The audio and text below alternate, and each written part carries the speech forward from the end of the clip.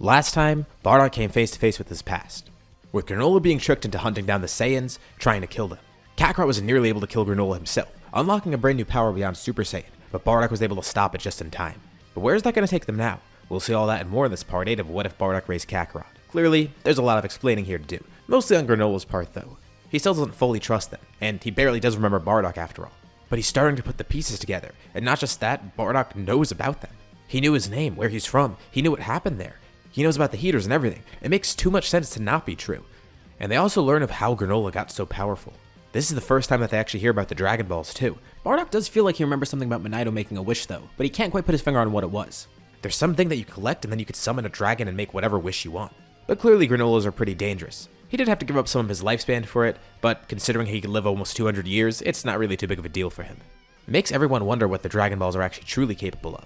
There has been rumors about them, some sort of wish orbs or whatever, but that's kind of besides the point right now. Bardock knows that the heaters are still out there according to what Granolah's saying, and he kind of wants to put a stop to that, especially because they could still be an issue. Yeah, they got rid of Frieza and Cooler and all, but someone's going to want to have to fill that power vacuum, right? And that means it might be the heaters. And Granolah's going to bring them back to Cereal to finally end this. They clearly want to get rid of the heaters as well. And Granolah could see the flaws in his thoughts. He was clearly misled. These Saiyans aren't the ones he's supposed to be attacking. The legendary Super Saiyan is dead and they actually killed him. They also killed Frieza, and they killed Cooler too. They're not his enemies. If anything, they should be his allies. They need to get back to Planet Cereal as quick as possible. They don't know what's going on there with the heaters. Unfortunately, they can't sense anything over there. Granolah points them in a vague direction for where it might be, but there's no powers to be sensed there. Looks like they're gonna have to go the old-fashioned way, getting on Granolah's spaceship, being taken over there. But mid-flight, Bardock then suddenly senses a huge burst of power, seemingly in the direction of Cereal.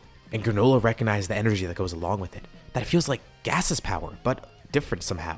He doesn't know what happened, but it can't be good. Bardock can't recognize it because he didn't know how to sense ki back then. But that was the same person he fought so long ago. He defeated Gas once, and he'll defeat him again. He tells Granolah to grab onto him, as everyone then teleports over to Planet Cereal, with the ship being set on autopilot. They arrive there right away. The sky is dark, but the darkness is dissipating. And they see the heaters standing there with Gas, as the Dragon Balls shoot up in the air, then spreading. The heaters are surprised to see them back so soon. They don't even know how they got back here that quickly. And not to mention, Granolah's brought some guests with him. So, Elec steps up, telling them they're just a little bit too late. They could already tell why Granolah's returned so soon, especially with what seems to be some Saiyan allies. But like he said, it's too late though. They've already made a wish to make Gas the strongest in the universe. And for the record, right now, there's actually not anyone really too much stronger than them. So the wish makes him the strongest in the universe, but relative to where everybody is now, since anyone like Boo or Moro that could be stronger are actually dormant at the moment. Kakarot's essentially the bar for the strongest mortal at the moment, having barely just surpassed Granolah with his new power-up into Super Saiyan 2. I know I'm going off on a little tangent, but just to explain it so you guys don't think Gas is like, Ultra Instinct Goku level or whatever like he was in the story. It's adjusted here. Point being, Gas is now the strongest, and this group will have no hope of defeating the heaters. And there is kind of an issue here too, because everyone here is a little bit injured. They didn't really get much time to heal after the encounter with Granolah. It's only been a few hours or so. So they're still a little bit beaten up, but they've at least recovered some of their strength. But Granolah says it won't matter. With their power banded together, it should be enough to defeat Gas, even if he did wish to become the strongest in the universe. And the heaters immediately recognize something, with Gas easily noticing this. First their eyes lock onto Kakarot, but then they turn over to Bardock. He looks so familiar, and then they realize, the Saiyan with that hairstyle, that scar, that face. There's no doubt about it. That's the Saiyan that they encountered so long ago. He's still alive after all this time? And that's the one they sent Granolah after? They didn't really have too much info either. They actually did assume that there was a legendary Super Saiyan out there somewhere, and they're now just figuring out it's a group of Super Saiyans actually, with one being that same Bardock that they fought before. And Elec says there's no time to hesitate, immediately ripping off Gas's necklace, causing him to unleash his instincts, going berserk. But Bardock's not too fazed. He says he can handle this. He's seen this before, and he's defeated Gas once in the past. Not to mention, they've had their share of berserk foes. One of their most recent was Broly after all. Fighting someone berserk like this shouldn't be an issue, especially with their collective power. Kakarot powers him to Super Saiyan 2. This is probably a good thing. He didn't really get the chance to test this out against Granolah, and now he could finally fight someone who's not only going to give him a good match, but someone who really does deserve the beatdown. Because honestly, he's pretty pissed off that they did this. Attacking them out of the blue is one thing, but tricking someone else to do their dirty work, that's incredibly cowardly. Kakarot's going to show them what true strength is like, strength acquired from hard work, not acquired from a wish like that. And Bardock likes the way his son's thinking. Ruda, Gine, and Raditz stand beside them too. And Ruda points out that there might be a flaw in their little wish. It's the same one that Granolah should have noticed before when they fought him. Sure, Gas might be the strongest in the universe, but that's on an individual level. They probably didn't anticipate that he'd fight so many people at once. If they're able to beat Granolah, they'll beat Gas too. Gine and Raditz actually attack the rest of the heaters, not wanting them to meddle in the rest of the fight.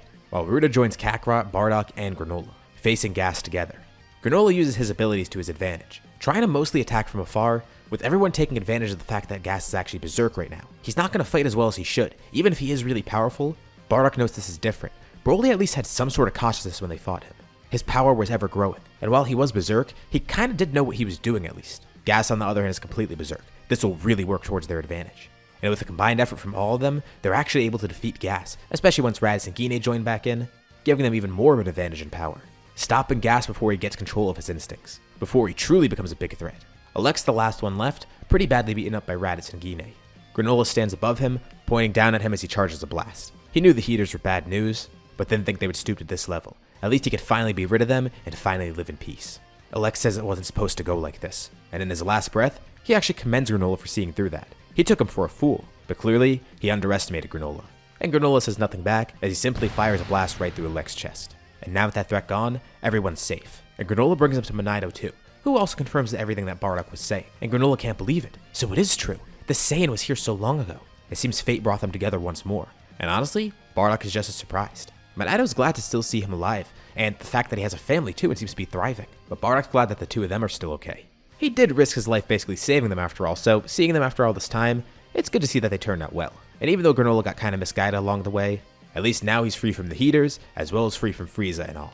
Granola does profusely apologize, but also thanking them for everything else. Bardock was responsible for killing Frieza. He and his family also helped against Cooler, and the legendary Super Saiyan who was actually real apparently. He didn't actually know about Cooler either. So hearing that not only are they real, but the fact that Bardock and family defeated them, it's pretty mind-blowing. Granola's ship then lands nearby, having been piloted by Oatmeal. And Granola offers them a ride back, but Bardock says even though their energy's low, they know exactly where to go and what to look for when finding Yardrat by now. Who knows, Bardock might visit here again sometime, as he and the family teleport away, with Kakarot being the last one left behind. He thanks Granola for the fight. Because of him, he was able to ascend his limits. And you know, he doesn't want that power Granola has to go to waste. It would be a shame if that wish was thrown away. Granola did give up a little bit of his life after all for it. And even if it doesn't seem like a big amount in proportion, Kakarot says he should make use of that. And Granola smiles. He guesses Kakarot's right. Maybe someday they could fight again.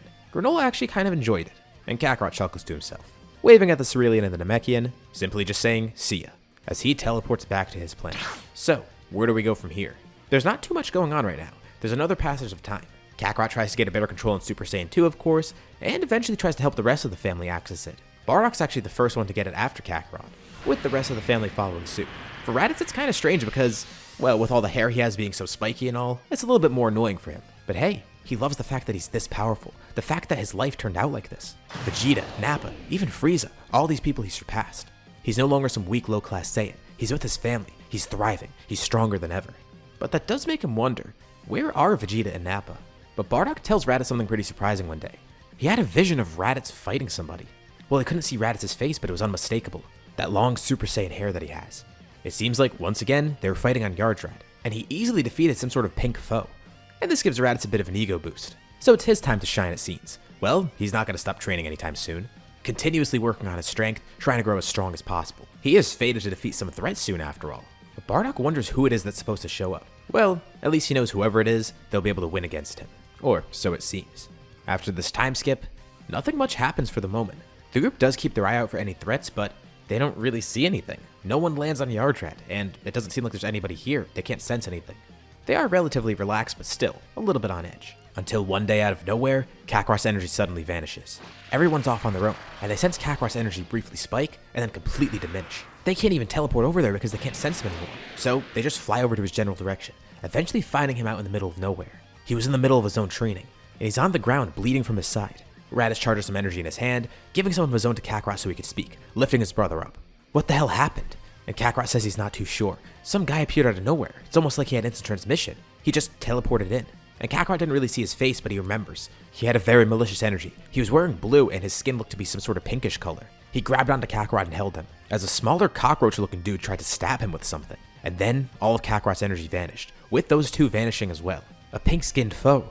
That must be who Raditz is supposed to fight, so he's completely on guard. And they look around trying to sense any power that they can, and they don't feel anything on the planet. But then, Guine notices something strange. Maybe they're not supposed to be looking on Yardrat.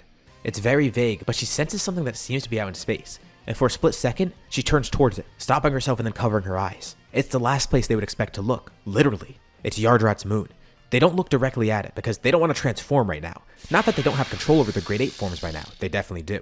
But they didn't even think to look directly at the moon. But now that they're facing this direction, with their eyes covered of course, they can sense that the energy is coming right from there. Someone's on Yardrat's moon.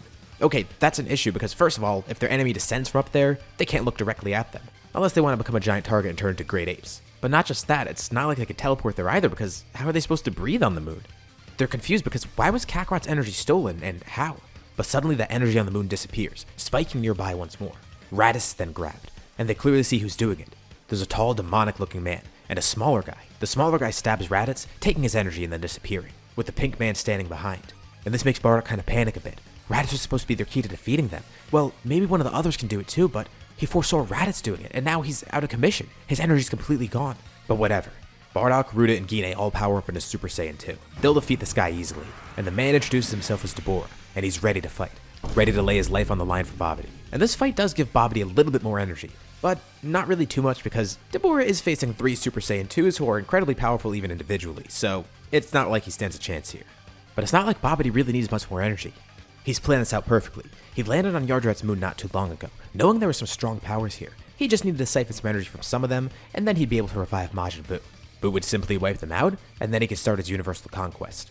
Immediately after the group defeats Dabura, they sense a powerful malicious energy spike, in the same direction as the moon. But this time, Babidi doesn't teleport in. They sense someone descending from above. They do feel Babidi's energy, but also someone else, that same strong energy they felt from before. The ground shakes as he lands, with Majin Buu standing there triumphantly, holding Babidi on his shoulder. They have no clue what this is or why they're being attacked. But then Bardock realizes, this is the guy in his vision. This is the guy that Raditz was fighting in that vision. They should be fine here though. Kakarot and Raditz need to heal up a bit, but Bardock, Ruda, and Gine will be enough to hold him off. It does have to do with Raditz after all. Something he does will defeat Majin Buu. Not to mention, Bardock thinks Force Spirit Fission might help here. One decisive attack could really finish him off easily. They all start fighting. And then, Bardock notices something strange as he tries to use Force Spirit Fission against this guy. First off, he is able to return some of the energy to Raditz and Kakarot, fully restoring them. But he feels like there's another presence within Buu. And Gine feels it too. And on a whim, she decides to separate it, with Babidi telling them to stop. They don't know what they're doing.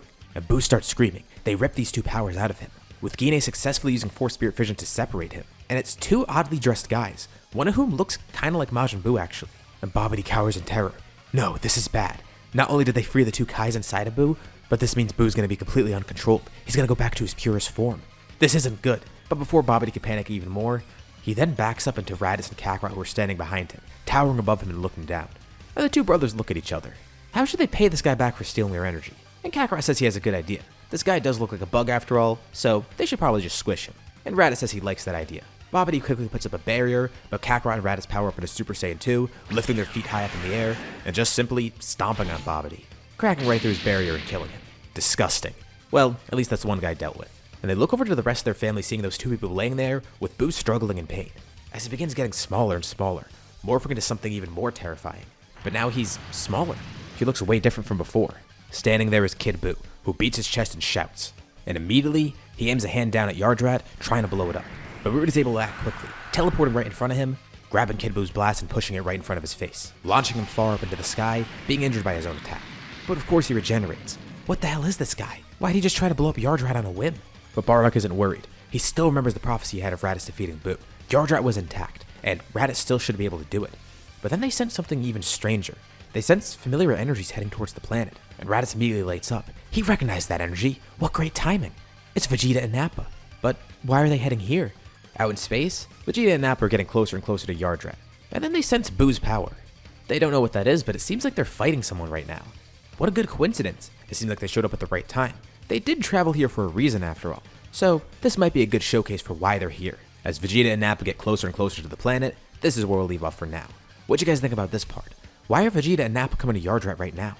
And what's going to happen with Kid Buu as well as the Kais? Leave any thoughts or suggestions in the comments below. I'd love to see what you guys think. As usual, be sure to drop a like and subscribe if you haven't already, especially if you want to see more like this, and if you want to help out the channel because that does really help. Anyways, thank you all for watching, and I'll see you all in my next video.